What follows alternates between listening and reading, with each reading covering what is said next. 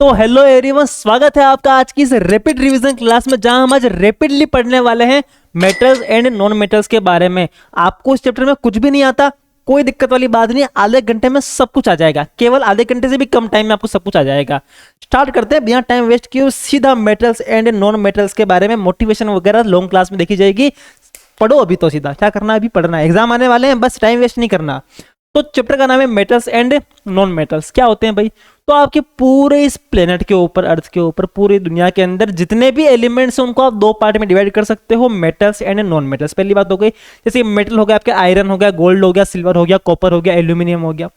Non metal जैसे कि आपके कार्बन, सल्फर, आयोडीन, ये आपके नॉन मेटल हो गए। ठीक है, अब इनके पहले फिजिकल अपीयरेंस की बात करेंगे कि आपको पता कैसे चलेगा कि मेटल कौन सा है, नॉन मेटल कौन सा है, फिर ये केमिकल रिएक्शन, फिर मेटल एनर्जी वगैरह सारा कुछ पढ़ेंगे इस चैप्टर में। बड़ा सा चैप्टर है, बट फिर भी आपको देखो चुटकियों में, चुटकी बज नहीं रही है बट चुटकियों में याद करा दूंगा आपको मैं, चुटकियों में। टेंशन नहीं लेनी, टेंशन बिल्कुल भी लेनी नहीं। सबसे पहले बात करते हैं मेटल की। तो मेटल होते हैं मेलेबल। क्या होते हैं? मेलेबल। इसका मतलब ये है कि मेटल को आप मार मार के, पीट पीट के पतली पतली शीट में चेंज कर सकते हो, उनके चद्दर बना सकते हो आप। इसलिए जो मिठाई होती है काजू कतली, उसके ऊपर चांदी का वर्क बना होता है। वो चांदी कैसे बनी है? वो मेटल की, वो मेलेबल है, इसलिए तो उसकी पतली शीट बन गई, इसलिए छत पे चद्दर बन जाते हैं अपने। नॉन मेटल में ऐसा नहीं होता। मेटल जो होते हैं वो नॉन मेटल जो होते हैं वो क्या होते हैं? नॉट मेलेबल होते हैं। क्या होते हैं वो? Not malleable. उनको आप तोड़ोगे तो बिखर जाएंगे, उनकी शीट नहीं बनती है। इसके अलावा मेटल जो होते हैं वो डक्टाइल होते हैं। क्या होते हैं? डक्टाइल होते हैं। डक्टाइल का मतलब उनको पतले पतले तार में आप चेंज कर सकते हो। आपके ज्वेलरी बनती है, उनकी डिजाइन होती है, कैसे बनती है पता है क्या? फिर उनके वायर बनाए जाते हैं। आपके यहाँ पे करंट के जो तार होते हैं ना, इलेक्ट्रिसिटी के, उसके अंदर भी पतला वायर होता है कॉपर का। तो पतले वायर में मेटल को चेंज कर सकते हो आप, नॉन मेटल को चेंज नहीं कर सकते। पता है ना? ऑक्सीजन को चेंज कर लो ऐसे। आयोडीन देखा, नमक देखा घर में, नमक नॉन मेटल होता है। उसको आप ऐसे तार बना दोगे उसको पकड़ करके, नहीं बना सकते। किसको बना सकते हैं? केवल मेटल को ही बना सकते हैं। तो दो प्रॉपर्टी हो गई, मेलेबल और डक्टाइल। मेटल क्या होते हैं? मेलेबल होते हैं, और क्या होते हैं? डक्टाइल होते हैं। उसके बाद में सोनोरिटी। मेटल जो होते हैं उनको जब पीटते हैं तो उससे आवाज आती है। मेटल को जैसे जमीन पे गिराया तो धन ऐसी आवाज आती है। नॉन मेटल में ऐसी आवाज नहीं आती है, सोनोरस होते हैं मेटल। क्या होते हैं? सोनोरस। डेंसिटी जो होती है वो ज्यादा होती है मेटल की। मेटल के जो पार्टिकल होते हैं ना आपस में मैटर के, वो पास पास होते हैं। वैसे तो यहाँ पे जब नोट्स लिखे हुए हैं तो मैं तो आपको अभी क्या कहते हैं उसको समझा रहा हूँ। केवल आप या पूरी क्लास देख लेना जहाँ पे मैं डिटेल में समझा रखा है आपको, या फिर ये जो नोट्स है इनको भी आप लिख लेना साथ साथ में, तो आपके ये पढ़ने में इजी रहेगा। बाकी मैं आपको समझा ही रहा हूँ अभी, ठीक है। तो डेंसिटी जो होती है वो क्या होती है? मेटल्स की हाई डेंसिटी होती है, मतलब जो पार्टिकल्स होते हैं वो पास पास होते हैं। नॉन मेटल के पार्टिकल्स दूर दूर होते हैं। नॉन मेटल्स के अंदर क्या होते हैं? थोड़ा सा डेंसिटी कम होती है, ठीक है। इसके अलावा लस्ट्रस होते हैं, चमक होती है ना। देखो होंगे मेटल आपने, गोल्ड चमकता है, चांदी चमकती है, दिख रहा है क्या? नहीं दिख रहा होगा कैमरे में, बट चमकते हैं ये, है ना। मतलब कि जैसे कि आपके स्टील वगैरह हो गया, सब चीज चमकती है, एल्यूमिनियम वगैरह। नॉन मेटल शाइनी नहीं होते, वो लस्ट्रस नहीं होते, डल होते हैं वो, ठीक है जी। हीट के कंडक्शन होते हैं मेटल। मेटल जो होते हैं हीट के कंडक्शन होते हैं, तभी उसमें से हीट ट्रांसफर हो सकती है। आप खाना बनाते हो, वो मेटल का भगोना है, इसलिए वो गर्म हो रहा है और खाना बन रहा है। वो तो नीचे लग रही ना आग, तो उसमें हीट ट्रांसफर हुई, खाने को गर्म कर दिया। जस्ट इमेजिन कि वो हीट का ट्रांसफर नहीं करते तो आप बर्तन रखे रहो, बर्तन गर्म ही नहीं होता वो, ठीक है ना। तो फायदा देखो अपने लिए। नॉन मेटल होते हैं वो बेड कंडक्टर होते हैं। बेस्ट कंडक्टर कौन से हैं? तो कॉपर और सिल्वर है। पुअर कंडक्टर होते हैं कौन से? वो मर्क्यूरी और ये है। अच्छा, लस्टर के अंदर ये एक्सेप्शन है, ये ध्यान रखना आप कि डायमंड और ब्रोमीन ये नॉन मेटल है, बट फिर भी ये लस्ट्रस है, फिर भी ये शाइनी, इनमें चमक होती है। नॉन मेटल वैसे तो शाइनी नहीं होते, बट डायमंड एक नॉन मेटल है, ब्रोमाइन एक नॉन मेटल है, इनमें शाइनिंग होती है, शाइनिंग होती है इनके अंदर, ठीक है। और आयोडीन भी है ना, आयोडीन पता है, आयोडीन चमक चमक होता है, नमक उसके अंदर। मेटल्स का आयोडीन नमक नहीं होता, वो नमक में आयोडीन होता है, आयोडीन अलग चीज होती है। तुम फिर बोलो सर आयोडीन नमक एक ही होता है। Metals conduct electricity. मेटल जो होते हैं वो इलेक्ट्रिसिटी कंडक्टर होते हैं, इसलिए आपके घर में जो तार बनाते हैं अपन, किसके बनाते हैं? अपन मेटल का यूज करते हैं, एल्यूमिनियम का यूज तो करते हैं खेतों के अंदर, भाई कॉपर का यूज करते हैं। सबसे बेस्ट कंडक्टर कौन से होते हैं? तो कौन कौन से होते हैं आपके? इसमें लिखा हुआ नहीं, ये मैं बताता हूँ आपको। सबसे बेस्ट होते हैं सिल्वर और कॉपर। सबसे बेस्ट कौन से होते हैं? सिल्वर और कॉपर। सिल्वर सबसे ज्यादा बेस्ट होता है, बट चांदी महंगी पड़ती है ना, तो अपन कॉपर का यूज कर लेते हैं, ठीक है। एक एक्सेप्शन है, याद रखना, ग्रेफाइट। क्या होता है? ग्रेफाइट।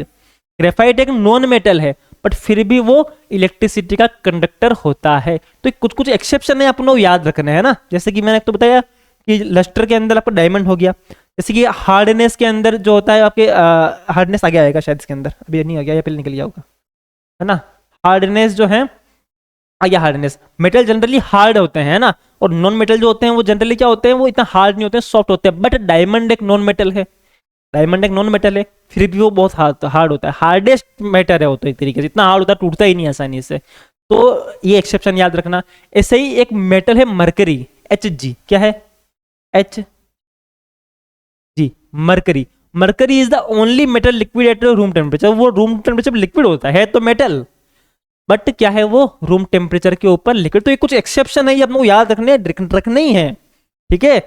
नॉन मेटल जो होते हैं वो सॉलिड होते हैं, और सॉलिड लिक्विड गैस कुछ भी हो सकते हैं, वो ज्यादातर क्या होते हैं, कलरलेस होते हैं, ठीक है। उसके बाद में है फिजिकल प्रॉपर्टीज, कौन कौन सी होती है, मेल्टिंग पॉइंट और बॉइलिंग पॉइंट।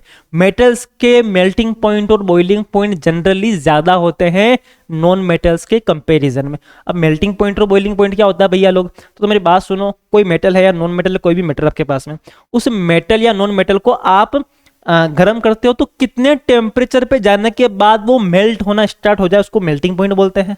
जस्ट इमेजिन, मैंने उसको 1000 डिग्री तक गर्म किया, 1000 डिग्री पे वो मेल्ट होने लग गया, तो 1000 डिग्री उसका मेल्टिंग पॉइंट हो गया। बॉइलिंग पॉइंट क्या होता है, तो कितने टेम्परेचर पे जाके वो बॉयल होने लग गया, तो वो उसका बॉइलिंग पॉइंट होता है। जैसे मान लो कि उसका है 4000 डिग्री, तो 4000 डिग्री उसका क्या हो गया, बॉइलिंग पॉइंट हो गया, है ना। तो ये होता है मेल्टिंग पॉइंट और बॉइलिंग पॉइंट। ये मेटल्स के जनरली ज्यादा होते हैं, नॉन मेटल के ये कम होते हैं। ये वैसे तो मैं आपको एक्सेप्शन बताए हैं, नोट्स में लिखे हुए भी हैं, जैसे कि डायमंड, जैसे कि ग्रेफाइट, जैसे कि मरकरी, जैसे कि हार्डनेस में सोडियम होता है ना, सोडियम मेटल क्या होता है, वो सॉफ्ट होता है, जबकि वो मेटल है, मेटल तो हार्ड होना चाहिए था, बट क्या होता है, वो सॉफ्ट होता है, चाकू से काट सकते हो उसको आप। तो ऐसे कुछ एक्सेप्शन है। इनके अलावा कुछ क्वेश्चन में यहाँ दे रखे, देखो आप, कि ऐसा कौन सा मेटल है जो लिक्विड होता है रूम टेम्परेचर के ऊपर, मेटल है पर लिक्विड होता है, कौन सा, मरकरी होता है, Hg इसका फॉर्मूला है। हीट का बेस्ट कंडक्टर कौन होता है, तो कॉपर होता है और सिल्वर होता है। इलेक्ट्रिसिटी का भी होता है, ठीक है, हीट का भी होता है, इलेक्ट्रिसिटी का भी होता है। Can be cut with knife, जिसको चाकू से काट सकते हो, बताया मैंने आपको, चाकू से काट सकते हो, सोडियम को काट सकते हो, पोटेशियम को काट सकते हो, लिथियम को काट सकते हो। हीट के पुअर कंडक्टर कौन से होते हैं, तो मरकरी होता है, लेड। मेटल है, मेटल वैसे अच्छे कंडक्टर होते हैं, बट ये क्या है, पुअर कंडक्टर है। बात समझ में आ गई नहीं आ गई, आ गई नहीं आ गई। तो ये ऐसे कुछ कुछ जो है आपको बातें, इनकी एक्सेप्शन याद रखनी है मेटल्स एंड नॉन मेटल्स के अंदर।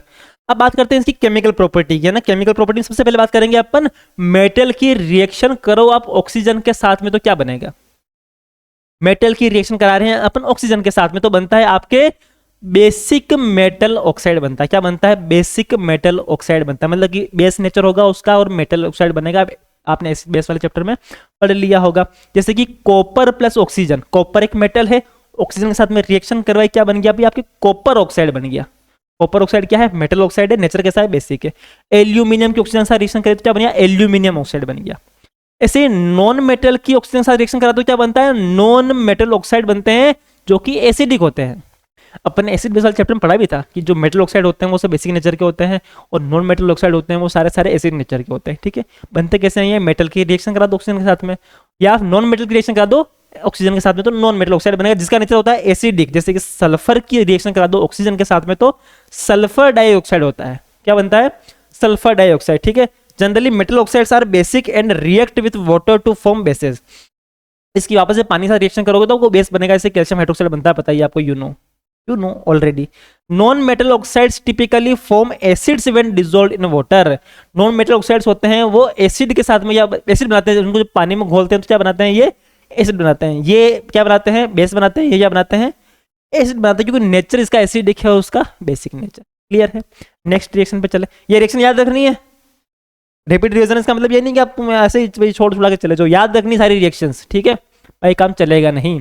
Sodium and potassium react so vigorously with oxygen that they catch fire in kept in open, है ना। अभी अपन बात कर रहे हैं कि मेटल्स और नॉन मेटल्स की ऑक्सीजन के साथ में रिएक्शन, तो सोडियम और पोटेशियम भयंकर लेवल से एकदम रिएक्शन करते हैं ऑक्सीजन के साथ में, ऑक्सीजन को देखते ही नहीं छोड़ते। भाई साहब, हमको हवा में दिखनी चाहिए ऑक्सीजन, तो भाई साहब सॉरी गलत बोल दिया क्या, कुल मिला ऑक्सीजन को दिखनी चाहिए भाई साहब, धड़ाधड़ से रिएक्शन होती है, स्पीड में रिएक्शन होती है, आग लग जाती है, ध्यान रखा करो एकदम इसका।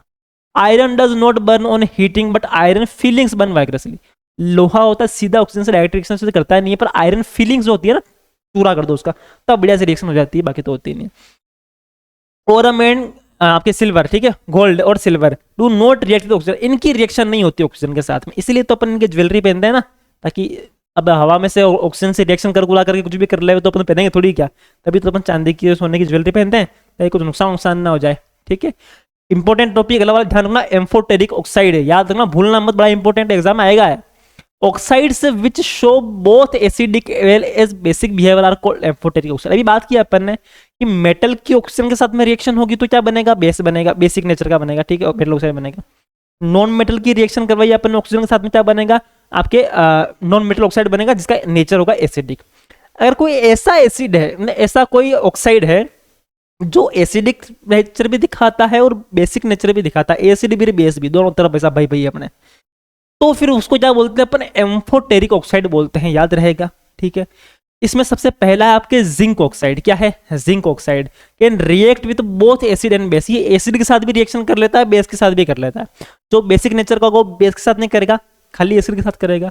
तो एसिड वाला है एसिड के साथ नहीं करेगा तो क्या करेगा, बेस के साथ करेगा। जैसे कि मान लो लड़का लड़की के साथ शादी करेगा, लड़की लड़के के साथ शादी करेगा, जो दोनों के साथ ही कर ले भाई, ये भाई you know what I mean, yes you know.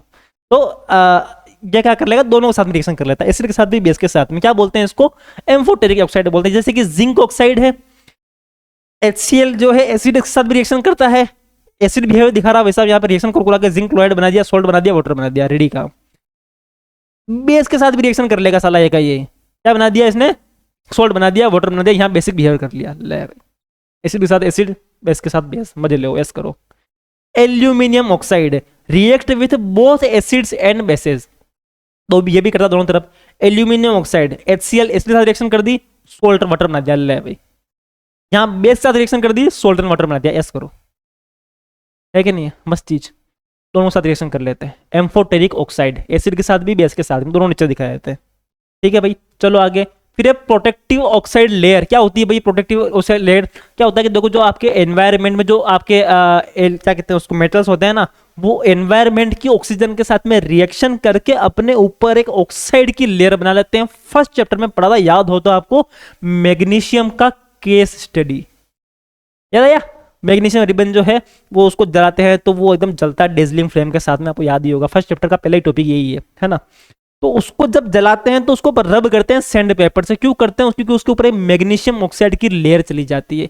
But ये फायदेमंद है, ये क्या है, फायदेमंद है। कैसे फायदेमंद है, क्योंकि जब उसको आप मतलब कि उसके ऊपर एक लेयर बन गई मैग्नीशियम ऑक्साइड की, तो अब वो वापस से उसका ऑक्सीडेशन होगा नहीं, वो उसको ज्यादा नुकसान पहुंचाएगा नहीं, क्लियर है। जैसे मान लो कि लोहा है, उस लोहे के ऊपर एक आयरन ऑक्साइड की लेयर बन गई, तो अब वो लेयर बन गई तो वापस से उसका ऑक्सीडेशन होगा नहीं, वापस से वो खराब होगा नहीं, तो उसको प्रोटेक्ट करने का काम कर रही है, इसलिए इसको अपन प्रोटेक्टिव लेयर बोलते हैं, ठीक है। समझ में आ रही बात, क्वेश्चन आ जाए क्यों होती है प्रोटेक्टिव लेयर, तो लिख देना आंसर, चेप देना, टेंशन नहीं लेनी। यूजफुल कैसे है, this layer prevent further oxidation, वापस ऑक्सीडेशन होने से वो बचा लेती है, क्लियर है, क्लियर है। चलो भाई आगे, रिएक्शन विथ वाटर, पानी के साथ में रिएक्शन कराते हैं मेटल की और नॉन मेटल की, तो क्या होता है पता ही आपको, तो वैसे होशियार लोग, बट फिर भी मेटल ऑक्साइड बनता है और हाइड्रोजन गैस बनती है। क्या बनता है, मेटल ऑक्साइड और हाइड्रोजन गैस बनती है। जैसे कि सोडियम है, पानी के साथ में रिएक्शन करा दो, Na2O, मेटल ऑक्साइड बन गया और हाइड्रोजन गैस निकल गई, यस करो।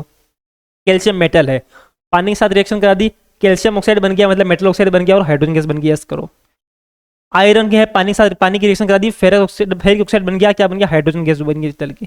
चांदी और सोना रिएक्शन नहीं करते, गोल्ड सिल्वर कोई रिएक्शन पानी के साथ में नहीं कर रहे हैं, तभी तो पेन बन के घूमते हैं अपन, है ना। बाकी साल ये भी मेटल ऑक्साइड बना लेता, सिल्वर ऑक्साइड बना लेता, काम खराब हो जाता अपना, ठीक है। और फिर मेटल ऑक्साइड की वापस से पानी के साथ रिएक्शन कराते हैं ना, तो मेटल हाइड्रोक्साइड बनता है, याद रखना। जैसे कि ये कैल्शियम ऑक्साइड बना था, इस कैल्शियम ऑक्साइड की वापस पानी के साथ रिएक्शन कराता तो बनाता है ये कैल्शियम हाइड्रोक्साइड। क्या बनाता है ये, कैल्शियम हाइड्रोक्साइड। यहाँ पे आपके क्या सोडियम ऑक्साइड बना था, इसकी पानी से वापस रिएक्शन करा दो तो क्या बनता है आपके, सोडियम हाइड्रोक्साइड NaOH बनता है, गायब हो गया, बात समझ में आएगी नहीं है। तो मेटल की रिएक्शन करो पानी के साथ में बनता है मेटल ऑक्साइड, और क्या बनता है आपके उसके साथ में हाइड्रोजन गैस, और वापस से उसकी रिएक्शन करा दो आप किसके साथ में, क्या कहते हैं उसको, पानी के साथ में, तो आप क्या बन जाता है, मेटल हाइड्रोक्साइड बनता है। क्लियर है जी, क्लियर है जी। ये 10 रुपए वाला फोन कितने का पड़ेगा जी, वैसी वाली फीलिंग आ रही है। Reaction with acid and metal, acid और मेटल की रिएक्शन करा रहे हैं, मैं आप करा दो एसिड डालो, सर उठा करके डालो एसिड में, क्या बनता है, सोल्ट एंड हाइड्रोजन बनता है। क्या बनता है, सोल्ट एंड हाइड्रोजन, याद रहेगा, याद रहेगा। पानी के साथ करा दो क्या बनता है, मेटल ऑक्साइड और हाइड्रोजन। यहाँ एसिड के साथ करोगे क्या बनेगा, सोल्ट एंड हाइड्रोजन। क्या बनेगा, सोल्ट एंड हाइड्रोजन। जैसे कि जिंक है, इसकी रिएक्शन करा दिया अपन ने, H2SO4 सल्फ्यूरिक एसिड, क्या है वो, सल्फ्यूरिक एसिड, पता है कि नहीं तुमको, सर जिंक सल्फेट बनेगा और क्या बनेगा, हाइड्रोजन गैस बनेगी, बन जाएगी। चलो भाई बन गई। Metal plus metal salt, metal की मेटल सोल्ट के साथ में रिएक्शन करा रहे हैं अपन। ये एक मेटल सिंगल मेटल है, ये मेटल सोल्ट है। पढ़ रखी है पहले ही चैप्टर के अंदर डिस्प्लेसमेंट रिएक्शन, याद है क्या होता था उसके अंदर? अगर कोई हाईली रिएक्टिव मेटल है वो लेस रिएक्टिव मेटल को उसके सोल्ट के साथ में लात की मार के भगा देगा, उसको क्या निकलो यहां से, और उसको भगा करके खुद आके बैठ जाता है यहाँ पे, जिंक सल्फेट बना लेगा, कॉपर को बाहर निकाल दिया, आउट। ठीक है, डिस्प्लेसमेंट रिएक्शन होती है कब? जब मेटल की मेटल सोल्ट के साथ में रिएक्शन होती है। पढ़ चुके हो आप फर्स्ट चैप्टर के अंदर, वापस एक बार पढ़ लिया अपन ने। पोटेशियम की रिएक्शन करोगे तब क्या होगा, ऐसे कि ऐसे ही पोटेशियम क्लोराइड बन गया, एल्यूम को बाहर भगा दिया।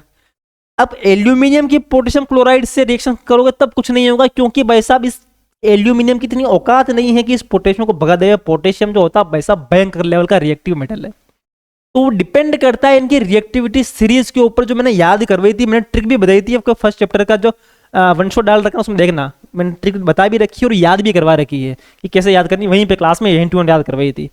पता चल जाएगा भी कौन सा मेटल ज्यादा रिएक्टिव है। तो पोटेशियम सबसे ज्यादा रिएक्टिव होता है, आपको याद नहीं हो तो वो जाकर देख लेना, उसके अंदर चैप्टर्स डाला मिल जाएगा आपको, उसमें रिएक्शन भी आपको मिल जाएगी। ठीक है, कोई भी रिएक्शन जो है इसके अंदर नहीं होगी, क्योंकि एल्यूमिनियम में इतनी जोर ही नहीं है कि वैसा पोटेशियम को हटा देवे। क्लियर है? चलो भाई आगे। नेक्स्ट है इलेक्ट्रॉन ट्रांसफर इन मेटल रिएक्शन, बड़ा इंपॉर्टेंट टॉपिक है इस चैप्टर का। इलेक्ट्रॉन का ट्रांसफर होता है, कैसे होता है भाई? देखो, जब दो एटम जो है वो आपस में जुड़ते हैं, तो क्यों जुड़ते हैं, जरूरत क्यों पड़ रही है उनको? जरूरत इसलिए पड़ रही है क्योंकि उनको कुछ ना कुछ चाहिए। क्या चाहिए उनको? उनके जो ऑक्टेन है उसमें इलेक्ट्रॉन के नंबर उनको पूरे करने हैं। जैसे कि यहाँ पे 2, 8 और 1 है इसके इलेक्ट्रॉन के अंदर, सोडियम के अंदर सोडियम के नंबर पे आता है 11 नंबर पे आता है, मतलब 11 उसमें इलेक्ट्रॉन है टोटल। अब उसके पास में पहले वाले ऑक्टेन में 2 हो गए, दूसरे वाले में 8 हो गए, तीसरे वाले में 1 हो गया। ये मैंने आपको जो वन शॉट है उसमें डिटेल में समझा रखा, सारा पूरा बना करके बनता कैसे है ये 2, 8, 1 भी, वही बता रखा मैंने आपको। अभी आपको तो अपन शॉर्ट में चलते हैं। तो ये हो गया इसका क्या कहते हैं उसको, इसका इलेक्ट्रॉनिक कॉन्फ़िगरेशन हो गया। अब इसका जो लास्ट वाला ऑक्टेन, इसमें 1 इलेक्ट्रॉन है, या तो ये चाहे कि मेरे पास 7 इलेक्ट्रॉन कहीं से आ जावे और इस क्लास को मैं पूरा भर लूं तो 8 हो जाएंगे, या एक तरीका और है कि 1 इलेक्ट्रॉन को मैं किसी को दे दूं, तो इलेक्ट्रॉन किसी को दे भी सकता है। तो दोनों में से बढ़िया ऑप्शन ये रहेगा कि एक किसी को दे देवे, तो इसकी वैलेंसी हो जाती है 1।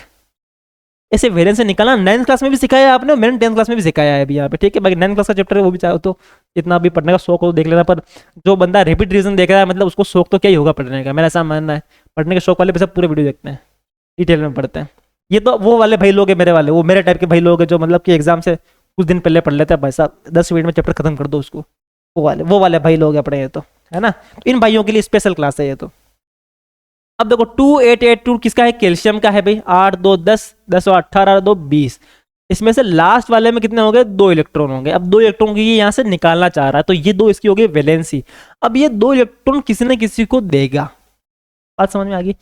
तो जो भी एलिमेंट्स इलेक्ट्रॉन देने वाले होते हैं वो सारे के सारे मेटल होते हैं। बात समझ में आ रही है? मेटल जो होते हैं वो क्या करते हैं, इलेक्ट्रॉन देने का काम, देने वाला मेटल है। जो सही डेफिनेशन है ना मेटल और नॉन मेटल की, वो ये नहीं होती है कि आप उनकी फिजिकल प्रॉपर्टी बता दो कि जो सोनरस होते हैं, जो मेलेबल होते हैं, जो डक्टाइल होते हैं वो मेटल होते हैं, नहीं। कौन से होते हैं मेटल? जो इलेक्ट्रॉन देते हैं, और जो इलेक्ट्रॉन लेते हैं वो क्या होते हैं, वो नॉन मेटल होते हैं। जैसे कि फॉर एग्जाम्पल के लिए 287 इलेक्ट्रॉनिक कॉन्फ़िगरेशन है क्लोरीन का, लास्ट वाले में 7 है, एक और चाहिए भाई साहब को, एक और लेना पड़ेगा, किसी एक और लेंगे तो ये हो जाएगा 288। अब ये एक ले रहे हैं इसलिए ये क्या है, नॉन मेटल है। ऐसे कैसे सल्फर है, इनको भाई साहब को 2 चाहिए, लास्ट वाले में 6 हैं, एक और 2 और चाहिए इनको, तो 2 किसी से ले लेंगे तो 8 पूरा हो जाएगा, तो ये भी क्या है, नॉन मेटल। तो देने वाला मेटल है, लेने वाला नॉन मेटल है। लेने देने की बातें हो रही है वैसा वल्गर हो गया क्या? It's okay, you know what I mean. अब ये लेने देने की वजह से क्या होता है कि मेटल और नॉन मेटल की जब आपस में रिएक्शन होती है तो इस इलेक्ट्रॉन का ये ट्रांसफर करते हैं, भाई तेरे को चाहिए तू ले ले, मेरे को चाहिए मेरे को दे दे। तो इस टाइप से जब रिएक्शन होती है मेटल एंड नॉन मेटल की, तब इलेक्ट्रॉन का ट्रांसफर होता है, और तब जो कंपाउंड बनते हैं उनको बोलते हैं अपन आयोनिक कंपाउंड। अब कैसे होता है, तो पहली बात तो ये जब इसका डायग्राम क्या कहते हैं इसको, जब आप इस रिएक्शन को लिखते हो तो उसको अपन स्ट्रक्चर में लिखते हैं, इसको अपन बोलते हैं लुईस डॉट स्ट्रक्चर। कुछ ही नहीं है, कुछ ही हलवा है इसमें, कुछ नहीं करना कि जो वैलेंसी है पहले उस मेटल के सामने वाला लिख दो। जैसे कि सोडियम है, इसके पास में 1 इलेक्ट्रॉन फ्री है ना, तो यहाँ पे लिख दो 1 डॉट बना दो, ऐसे। क्लियर है? जैसे कि मान लो कि इसके लास्ट वाले में कितना 6 है ना, तो इसके यहाँ पे 6 डॉट बना दो। इसके पास में लास्ट वाले में कितने 5 है ना, तो यहाँ पे 5 है, अपन डॉट भी बना सकते हो, क्रॉस भी बना सकते हैं, अपनी मर्जी हो जो, लेकिन 2 हो तो अलग अलग बनाते हैं अपन इसलिए, है ना। जैसे कि फ्लोरीन है, इसके अंदर लास्ट वाले में 7, तो अपन 7 इलेक्ट्रॉन बना दिए। पहला काम समझ में आ गया। लुईस डॉट स्ट्रक्चर बनाना समझा रहा हूँ भाई साहब, बहुत इंपॉर्टेंट चीज है और बहुत ईजी सा काम है। आपको क्या पता होना चाहिए केवल कि कितने नंबर पे वो मेटल आ रहा है या नॉन मेटल आ रहा है, कितने नंबर पे आ रहा है तो उसकी वैलेंसी निकाल लोगे। फिर उसके लास्ट वाले ऑक्टेन में कितने इलेक्ट्रॉन है, 5 है कि 1 है कि 6 है कि 7 है, जितने हैं उतने आगे डॉट बना दो। ये निकालते कैसे आता है ना, नहीं आता बता देना, मैं वापस बता दूंगा तुमको, वापस टेंशन नहीं लेनी है, मैं कमेंट में कर देना, कमेंट में बता दूंगा तुमको, मैं ये वीडियो बना दूंगा एक अलग से, ब्रो इज हियर, टेंशन नहीं लेनी। अब जब इनकी रिएक्शन होती है तो क्या होता है, जैसे कि मान लो कि एक मेटल है कैल्शियम, इसके पास में है 2 इलेक्ट्रॉन एक्स्ट्रा, इसके पास में है 6 इलेक्ट्रॉन, कितने चाहिए 2, तो कैल्शियम इसको अपने 2 इलेक्ट्रॉन दे देगा, 2 इलेक्ट्रॉन ट्रांसफर कर दिए, इसने दे दिए तो देने वाले पाता है पॉजिटिव चार्ज, देने वाला वैसा बड़ा आदमी पॉजिटिव चार्ज, लेने वाला बेचारा गरीब आदमी नेगेटिव चार्ज आता है, लेने वाले पे नेगेटिव। ऐसे ही सोडियम है, अब इस ऑक्सीजन के पास में कितने 6 इलेक्ट्रॉन है, 2 और चाहिए इसको, तो एक सोडियम ने कहा कि भाई मेरा ले ले, एक से काम चल नहीं रहा तो उसने कहा मेरा भी ले ले, मेरा तो गया वापस से, पर इट्स ओके। तो इन दोनों ने अपने अपने दे दिए और क्या हो गया भाई, यहाँ पे सोडियम बन गया और ऑक्सीजन बन गया, सोडियम पे आ गया वैसा प्लस चार्ज, ऑक्सीजन पे आ गया माइनस चार्ज। इस टाइप से जो कंपाउंड बनते हैं इनको बोलते हैं अपन आयोनिक कंपाउंड। बड़े मस्त होते हैं आयोनिक कंपाउंड, ये दोनों आयोनिक कंपाउंड है। क्या ये आयोनिक कंपाउंड, क्लियर है। लुईस डॉट स्ट्रक्चर बनाना आया कि नहीं आया, इजी सा काम है, क्या आना चाहिए वैलेंसी निकाल आना चाहिए, बस इतना सा काम है। अब ये जो आयोनिक कंपाउंड बनते हैं इनकी होती है बढ़िया वाली प्रॉपर्टी, क्या प्रॉपर्टी होती है बात करते हैं। पहली प्रॉपर्टी, क्रिस्टलाइन सॉलिड होते हैं। ये क्या होते हैं, क्रिस्टलाइन सॉलिड, क्रिस्टल्स होते हैं सॉलिड होते हैं, ठीक है। Organised repeating pattern of ions, जिसमें क्या होते हैं आयंस के रिपीटिंग पैटर्न होते हैं। क्रिस्टल्स देखे आपने, शक्कर के दाने देखना, नमक के वो नमक का पत्थर आता है उसको देखना, कैसा दिखता है वो क्रिस्टल्स, इसको क्रिस्टल फॉर्म बोलते हैं, you know. High melting point and boiling point, भाई साहब बहुत भयंकर का इनके बीच में इलेक्ट्रोस्टैटिक फोर्स होता है, एकदम चिपके हुए होते हैं, जुड़े हुए होते हैं, तो इनको मेल्ट करने में और बॉयल करने में पसीने आ जाते हैं, तो हाई मेल्टिंग पॉइंट और बॉइलिंग पॉइंट होते हैं। पानी के सोल्यूबल होते हैं, वैसा पॉजिटिव चार्ज नेगेटिव चार्ज है, पानी के अंदर भी H+ और OH- आयन होते हैं, तो बढ़िया बढ़िया दोस्ती यारी होती है, तो पानी में बढ़िया घुल जाते हैं, कोई दिक्कत वाली बात नहीं। नमक घोलते नहीं घोलते आप, नमक भी क्या होता है NaCl भी क्या है, आयोनिक कंपाउंड है, सोडियम क्लोरीन से बना हुआ है। इलेक्ट्रिक के कंडक्टर होते हैं, वैसा बढ़िया कंडक्टर होते हैं ये, ठीक है। जब कब होते हैं, जब ये मोल्टन या डिजोल्व क्या कहते हैं उसको स्टेट में होते हैं, कोई स्टेट में इतने नहीं होते हैं, जैसे मोल्टन स्टेट में आते हैं तो वैसा आयन से तो फालतू घूमते रहते हैं वो, और बढ़िया इलेक्ट्रिसिटी कंडक्टर होते हैं, क्लियर है। आयोनिक कंपाउंड बना कैसे याद रखना, लुईस डॉट स्ट्रक्चर कैसे बनता है याद रखना, और उनकी प्रॉपर्टी याद रखना, सब काम हो गया, काम ही फ्री हो गया। फिर एक कोरोजन ऑफ मेटल, मेटल जो होते हैं वो एनवायरमेंट के ऑक्सीजन के साथ में रिएक्शन करा करके और मॉइस्चर पानी के साथ में रिएक्शन करा करके खराब हो जाते हैं, उसको कोरोजन बोलते हैं। इसको भी अपन ने पढ़ रखा है फर्स्ट चैप्टर में पढ़ा था, फर्स्ट चैप्टर में पढ़ा था अपन, लास्ट चैप्टर कोरोजन पढ़ा था और डेंसिटी पढ़ा था, वापस से पढ़ लेते हैं। भाई लोगों ने कहा भाई सर वापस बता दो यार, तो वापस भी लो, यस करो। तो दो चीजें चाहिए कोरोजन के लिए, एक तो चाहिए मॉइस्चर, एक चाहिए ऑक्सीजन, इन दोनों के साथ में रिएक्शन करता है, ऐसे जंग लग जाती है। जंग लगना समझते हो ना, जंग लगना ही कोरोजन है, जंग लगना क्या होता है, कोरोजन, क्लियर है, ठीक है। अब इससे बचते कैसे हैं जंग लगने से, तो इससे बचने के बड़े मस्त मस्त तरीके हैं। पहला तो सरफेस कोटिंग, उसके ऊपर कुछ पेंटिंग कर दो, ऑयलिंग कर दो। पेंटिंग करने से क्या होगा कि एनवायरनमेंट की ऑक्सीजन पानी मॉइस्चर उसके टच में ही नहीं आएगा, कॉन्टेक्ट में नहीं आएगा, बीच में बना दिया आपने दीवार, तो क्या होगा उससे, उसके जब टच में ही नहीं आएगा तो कोई रिएक्शन ही नहीं होगी, रिएक्शन नहीं होगी तो कोई भी कोरोजन ही नहीं होगा। फिर है आपके मेटल प्लेटिंग, कोई मेटल की प्लेटिंग कर सकते हो, इससे गैल्वेनाइजेशन होता है, जिंक की प्लेटिंग करते हैं अपन, है ना। जिंक जो होता है उसके ऊपर वो इलेक्ट्रोसिस प्रोसेस से जिंक की एक लेयर चढ़ा दी जाती है, किसी और मेटल की भी चढ़ा सकते हैं अपन, एक ही बात है। या अपन क्या करते हैं अलोय बना देते हैं, दो या ऐसे अलग अलग टाइप के मेटल्स होते हैं उनको कंबाइन करके आप एक नया मेटल बना लेते हो, जिसको अपन अलोय बोलते हैं। और उनसे जो होता है स्टेनलेस स्टील जो है वो क्या है, एक अलोय है। इससे क्या होता है, इन्हें को जो कोरोजन है वो कम होता है उनके ऊपर। अलोय कैसे बनते हैं, जैसे कि देखो कॉपर और जिंक इन दोनों को मिला दो आप, तो क्या बनेगा आपके ब्रास बनता है। क्या बनता है, ब्रास बनता है। जो कॉपर और टिन को मिला दो आपके ब्रॉन्ज बनता है। पीतल और तांबा, यू नो, तांबा पीतल पता नहीं, पता पीतल पता है ना। जैसे कि आपके लेड और टिन मिलकर क्या बनता है, शोल्डर बनता है। जैसे आपके मरकरी और कोई दूसरा मेटल मिला दो क्या बोलता है, अमलगम बनता है। तो ऐसे अलग अलग टाइप के क्या है ये मेटल्स हैं, जिनको आपने आपस में मिला दिया तो क्या जो नया जो उनका मिक्सर बन गया उसको अलोय बोलते हैं। अलोय की जानना किस किस का मिक्सर से क्या बना हुआ, ऐसे क्वेश्चन आता है MCQ वगैरह में आएगा। फिर अब अगला इंपॉर्टेंट टॉपिक, और शायद मेरे हिसाब से लास्ट टॉपिक है इस चैप्टर का, लेकिन बड़ा टॉपिक है। टॉपिक का नाम है metallurgy, the science of metal extraction. भाई क्या होता है कि मेटल्स जो होते हैं ना वो जमीन में से निकलते हैं। अब वो निकलने के बाद में उनकी प्रोसेस क्या होती है, कैसे उनको निकालना है, कैसे रिफाइन करना है, वो सारी सारी प्रोसेस जो उसको अपन मेटलर्जी बोलते हैं। पहला तो काम ये हो गया, पता होना चाहिए मेटलर्जी होती है क्या। कौन सी एलर्जी, सर एलर्जी पढ़ा रहे हो आप, बायो पढ़ाने लग गए। अरे एलर्जी नहीं है ये, मेटलर्जी है ये। कैसे कैसे बच्चों को पढ़ाना पड़ता है यार। ये बच्चा कह रहा है सब एलर्जी पढ़ाने लग गया आप तो। एलर्जी नहीं है ये, क्या है, मेटलर्जी है। तो देखो दो तरह के कंपाउंड होते हैं जो अपने इस अर्थ के ऊपर, एक तो होता है मिनरल, एक होता है और मिनरल क्या होता है, नेचुरल कंपाउंड कंटेन मेटल। ऐसे कंपाउंड जो जमीन में से निकलते हैं इसमें क्या होता है आपके मेटल होते हैं। और क्या होते हैं mineral which is very easy to extract metal with maximum profit. मतलब कि जमीन में से आप जब निकाल रहे हो मेटल, तो मेटल अपने प्योर ऐसे थोड़ी के सीधा सीधा ऐसे ऐसे पैसा आपको लोहे की एकदम सरी सरी निकल रहे हैं, सर ये पूरे ऐसे नहीं निकलते हैं ऐसे, है ना। तो वो किसी और चीज के साथ मिक्सअप मिक्सअप होकर निकलते हैं। तो मिक्सअप मिक्सअप जिसके साथ में होता है उसको अपन बोलते हैं मिनरल। अब सारे मिनरल से मेटल निकालना भारी पड़ता है, महंगा पड़ता है अपने। जिसमें सबसे सस्ता पड़ रहा है, जिसमें सबसे बढ़िया पड़ रहा है, उसको अपन बोलते हैं और से अपन मेटल जो है वो एक्सट्रैक्ट करते हैं। क्लियर है भाई, चलो भाई।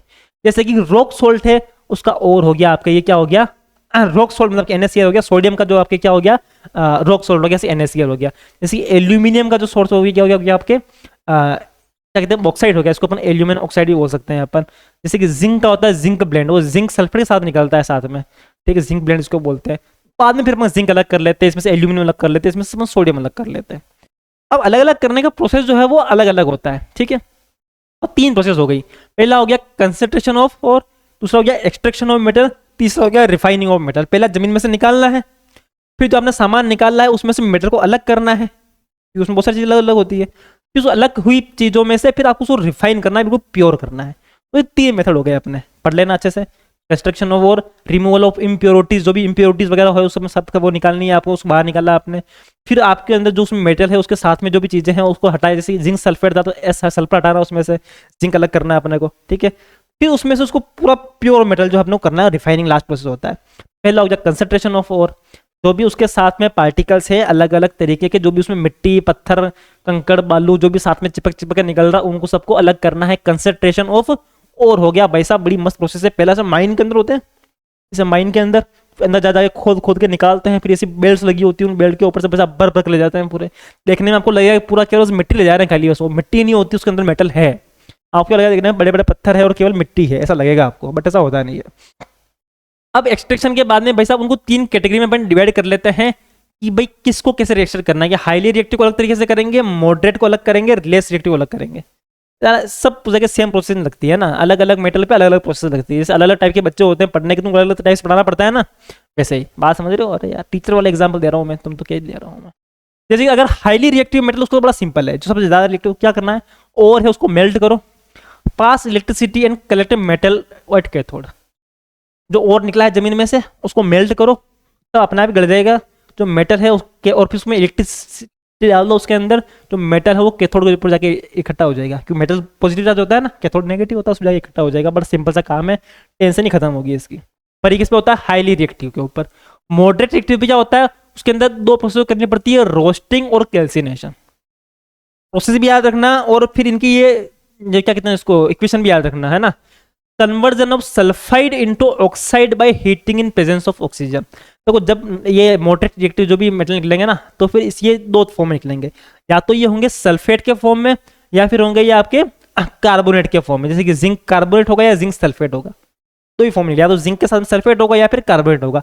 अगर सल्फेट है तो उसको ऑक्सीजन की प्रेजेंस के अंदर अपन क्या करते हैं, उसकी रोस्टिंग करते हैं, जिंक ऑक्साइड अलग बन जाता है और सल्फेट ऑक्साइड अलग बन जाता है, जिंक ऑक्साइड बन गया। और अगर मान लो कार्बोनेट के साथ में है तो अपन क्या करते हैं, ऑक्साइड की एब्सेंस के अंदर उसको गर्म करते हैं, ऑक्सीजन की एब्सेंस के अंदर उसको गर्म करते हैं, तब क्या बनता है आपके जो है ऑक्साइड में चेंज हो जाता है। तो 2 अलग अलग प्रोसेस है। अगर सल्फेट है तो रोस्टिंग, और क्या कहते हैं उसको ऑक्साइड क्या कार्बोनेट है तो कैल्सिनेशन। दोनों का नाम याद रखना, कैल्सिनेशन भी और रोस्टिंग भी नाम याद रखना, उनकी रिएक्शन भी याद रखनी है, ठीक है जी। चलो भाई आगे। जैसे कि फिर आपके लेस रिएक्टिव, अच्छा फिर वो 2 रिएक्शन हो जाती है ना, उसके बाद में फिर इनका सिंपल सा ऑक्सीडेशन कर लेते हैं ना। इसका ऑक्सीडेशन करोगे ऑक्सीजन बाहर निकल जाएगा, जिंक बच जाएगा। इसका ऑक्सीडेशन करोगे ऑक्सीजन बाहर निकल जाएगा, जिंक बच जाएगा। ऑक्सीडेशन करके निकाल लेते हैं। रिडक्शन, सॉरी गलत बोल दिया मैंने, रिडक्शन करके, ऑक्सीडेशन नहीं, रिडक्शन करके, ठीक है। मरकरी एक्सट्रैक्शन, मरकरी जैसे जो लेस रिएक्टिव होते हैं उसमें क्या करना पड़ता है, mercury as less reactive metal can be extracted from its sulphide through a 2 step process. 2 step की प्रोसेस होती है। पहली वाली क्या होती है, जैसे पहले तो अपन रोस्टिंग या वो करते हैं अपन, उसके बाद फिर क्या करते हैं, रिडक्शन कर लेते हैं, ऑक्सीजन गायब हो जाता है। Mercury gold and silver require simple extraction method due to their lower chemical reactive, chemical reactivity बहुत कम होती है, रिएक्शन होता ही नहीं इनके आपस में, तुम आराम से मर्जी से निकाल लो इनको तुम, है ना, इनके आपस में। और इनके भी पता है इनकी इम्प्योरिटी भी कम होती है, ज्यादा इसी साथ में से बंदे नहीं होते, डायरेक्ट निकल जाता है, सोना निकलता है, कभी देखा है आपने, डॉक्यूमेंट्री में देखा था मैंने एक बार, सोना डायरेक्ट निकल जाता है ऐसे ऐसे ही। अब ज्यादा उसमें मेहनत करने की जरूरत नहीं पड़ती है ऐसे ही, उसके जो और होते हैं ना उसमें ज्यादा दिक्कत नहीं आती है। फिर आपके थर्माइट रिएक्शन, बड़ी मस्त रिएक्शन है ये। थर्माइट रिएक्शन बढ़ने से पहले आपको लास्ट बताता हूँ उसकी, फिर बताऊंगा थर्माइट रिएक्शन। रिफाइनिंग में थोड़ा पेपर इधर उधर हो गया है ना। अब लास्ट प्रोसेस देखो, आपने एक्सट्रैक्शन कर लिया पहले और फिर बाद में आपने उसको क्या कर दिया, क्या कहते हैं उसको, रिफाइनिंग कर लिया। अब अपन लास्ट पे आ रहे हैं भाई इसकी रिफाइनिंग, उसकी प्योर मेटल के ऊपर, ठीक है। कंसंट्रेशन कर लिया, एक्सट्रैक्शन कर लिया, अब रिफाइनिंग।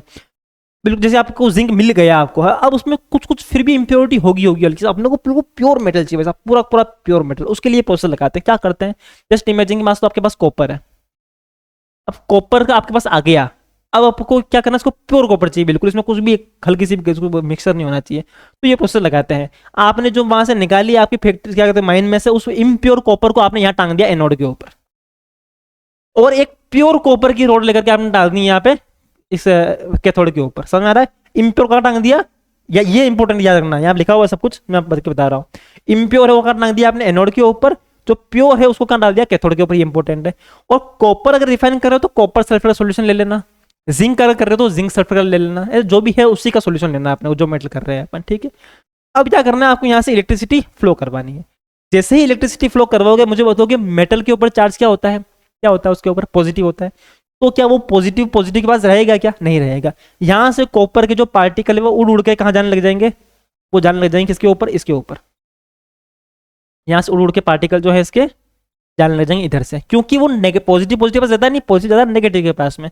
पर जो इसके साथ इम्प्योरिटीज थी वो तो मेटल नहीं है ना, तो वो वहां जाएगी नहीं, तो वो मेटल, वो इम्प्योरिटीज है वो नीचे गिरती यहाँ आके गिर जाएगी। वो सारी इम्प्योरिटीज है वो कहाँ गिर जाएगी, वो यहाँ गिर जाएगी, और पूरा का पूरा प्योर कॉपर आपको इसके आसपास आके चिपक जाएगा, और यहाँ आपको प्योर कॉपर मिल जाएगा। अब यहाँ पे सॉल्यूशन कॉपर का ही क्यों लिया आपने, क्योंकि मान लो कि यहाँ पे आप जिंक सल्फर सॉल्यूशन ले लो, तो साले जिंक भी तो पॉजिटिव चार्ज होता है, तो ये यहाँ पे आपके इसके साथ जब कॉपर जा रहा होगा ना, तो यहाँ से ये यहाँ से जो कॉपर जा रहा होगा जिंक भी उठ के चला जाएगा यहाँ पे, और जिंक भी आके चिपक जाएगा। इसलिए अपन कॉपर सल्फर क्या लेते हैं, ताकि कॉपर जावे को दिक्कत वाली बात नहीं, प्योर कॉपर मिल जाएगा अपने को। क्लियर है, क्लियर है। लास्ट टॉपिक है अपना थर्माइट रिएक्शन। इस चैप्टर का क्या है भाई, a displacement reaction between aluminium and iron oxide.